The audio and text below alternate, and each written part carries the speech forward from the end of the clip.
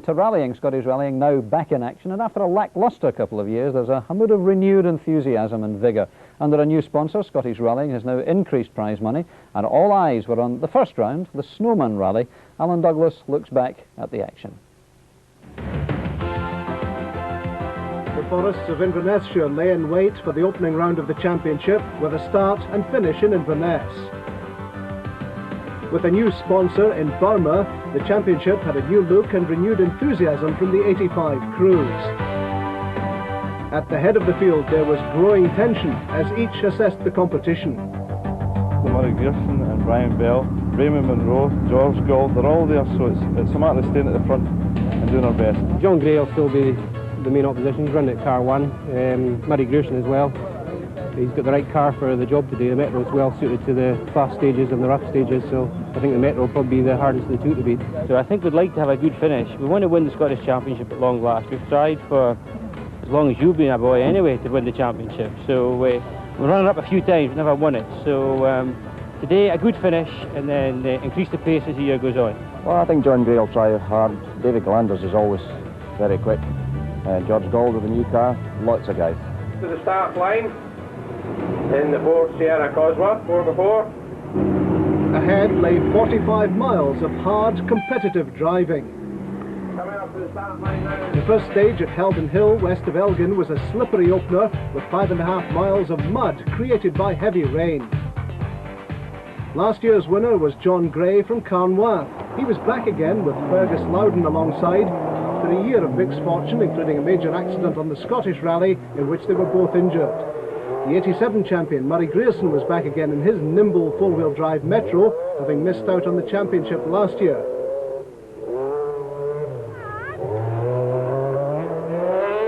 And this year again, he certainly wasn't hanging about.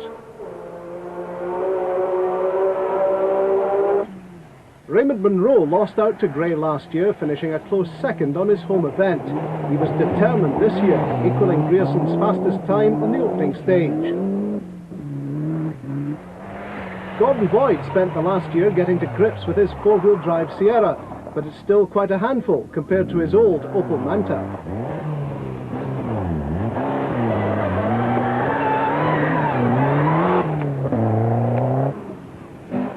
Local man Robbie Laidlaw didn't have four-wheel drive, and in these conditions he certainly wished he had.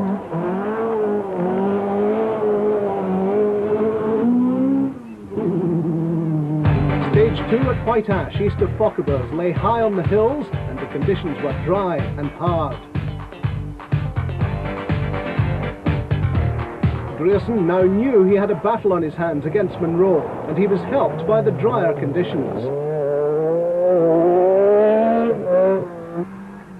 This is David Galanders, former British champion, making his first competitive appearance for almost a year, and it looked it. George Gold in his brand new Escort Cosworth. He attacked wildly this hairpin and was just behind Grierson.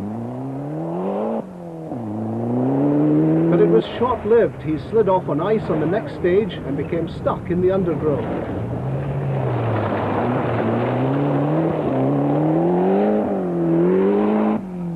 Over the winter, Raymond Monroe had rebuilt his Sierra to full Group A specification. The increased power showed in the speed of the car, and it was matched by his extra confidence, which came with his crowning as Scottish champion in 1992. With so many four-wheel drive cars competing, there's almost a separate event for those with only two driving wheels. Flying Dr. John Shirley from Port William got the most from his elderly Escort. Robert Sutherland's another local driver. He won the Scottish Newcomers Award 2 years ago. Last year he spent racing karts, but he's been drawn back to the forests again this year. Lacking power in his 2-litre Clubman spec Opel Manta, Bill Stewart was still well within the top 10, but he was still occasionally caught out by the slippery conditions.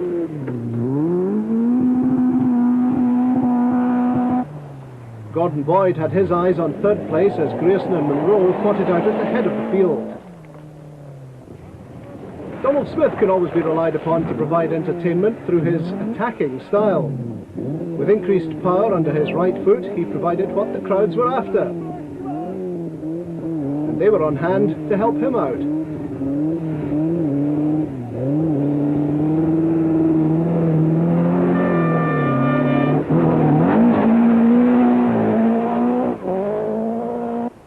Robbie Laidlaw was another of the two-wheel drive men and looking for top honours. As a late entry, Jimmy Christie was at number 13, an unlucky move. On this stage he cartwheeled, resulting in some bent bodywork. Rallying isn't a cheap sport, and as if petrol wasn't expensive enough, Davrieux obviously had money to burn and throw away. Stage 3 Altmoor, 7.5 miles of thick, muddy porridge, a lethal cocktail mixed with deep ruts and patches of ice. And from inside John Gray's car, you can see just how much the conditions had deteriorated.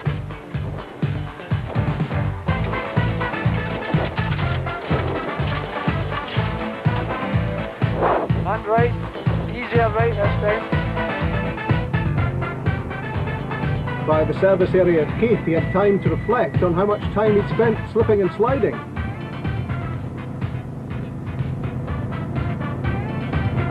We've not had any problems, albeit rather than being very slippery, especially number 1 and number 3.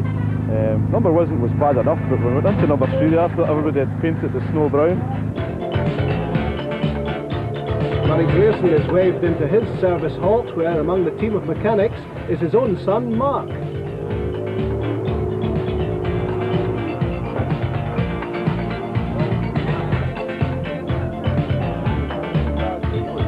It's pretty slippy this morning.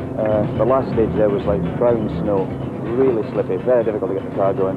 Power's all being sucked down. But I don't know where we're lying, first or second maybe. As work continued on David Galander's car, Raymond Munro was quite happy. Things are going reasonably well. We're lying second, we're 5 seconds behind Murray Grierson. On the first stage we took the wrong tyre choice, they were too wide and we'd been off 2 or 3 times, so we lost a few seconds in there, but we managed to equal Murray's time. On the second stage, we thought we had a puncture at about 2 miles in. The car kept wanting to go into the left-hand side ditch all the time. So we backed off a wee bit in there and lost 4 seconds to Murray. And the very last stage was that slippery. It was a real metro benefit. I thought Murray would have beat us by quite a bit, but he only beat us by a second. So, you know, we're still in the hunt. We just have to chase Murray now as hard as we can for the rest of the day. I haven't given up yet, but I'd like something a bit harder under my feet. You know, it's like driving in just porridge the whole way. So, you know the story of don't eat yellow snow? Well, I've just seen brown snow. There's a whole stage in there full of this stuff. It's terrible. It's like treacle. I haven't got any confidence yet. Stage 4 at Rosario, drivers faced a long climb up the stage and a fast downhill run to the end. It was drier now, but there was a new hazard for Gray. The hard frost had made the stages soft and rubbly. Murray Grierson's Metro was really singing, the 2.5 litre V6 echoing round the forests, and his determination provided some spectacular action.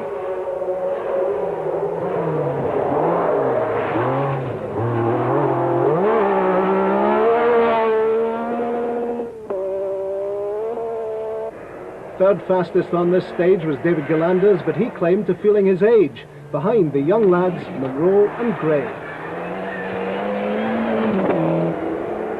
Raymond Munro was 11 seconds behind Grierson, but still second fastest. But the turbo in his Sierra was beginning to leak and he was losing power just when he needed it. It may have four-wheel drive, but the Audi of Chris Wagner lacks the grunt and push of the turbocharged cars. He's waiting for a new power unit, and at times it seems he has more than enough already. Gordon Boyd started to lose ground to Gray and Galanders as they battled it out for third place behind the leaders. Donald Smith has won his reputation as the laughing cavalier of Scottish rallying, largely because of his sideways to victory approach to competition. He may not succeed, but he does entertain.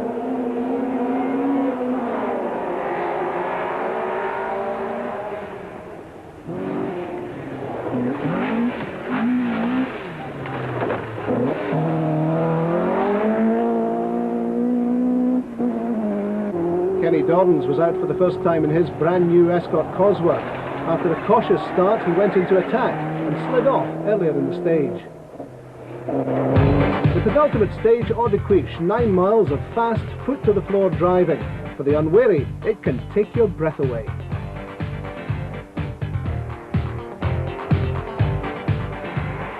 John Gray was still running first, but he dropped down the leaderboard and simply couldn't catch Grierson and Munro. Grierson continued his onslaught, fastest yet again on this stage.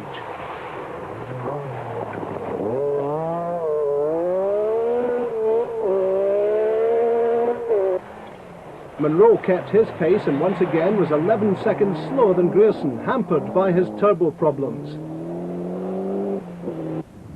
For Bill Stewart too, a lack of power let him slip down the field.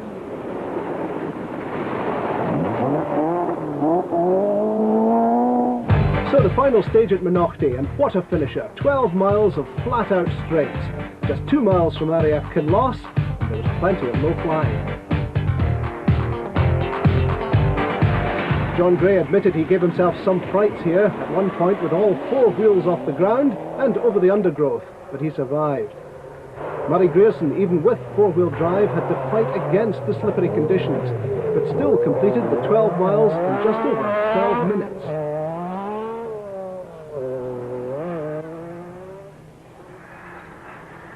Feeling his age, David Galanders said he was too old for these high-speed stages. It was one for the youngsters, he said. It was a foot-to-the-floor finish, but Raymond Munro just couldn't catch Grierson and fight a leaky turbo at the same time. He had to settle for second place for the second year running. Robbie Laidlaw lost out on the 2-wheel drive struggle to Michael Horn in 9th place and Bill Stewart, who was 10th.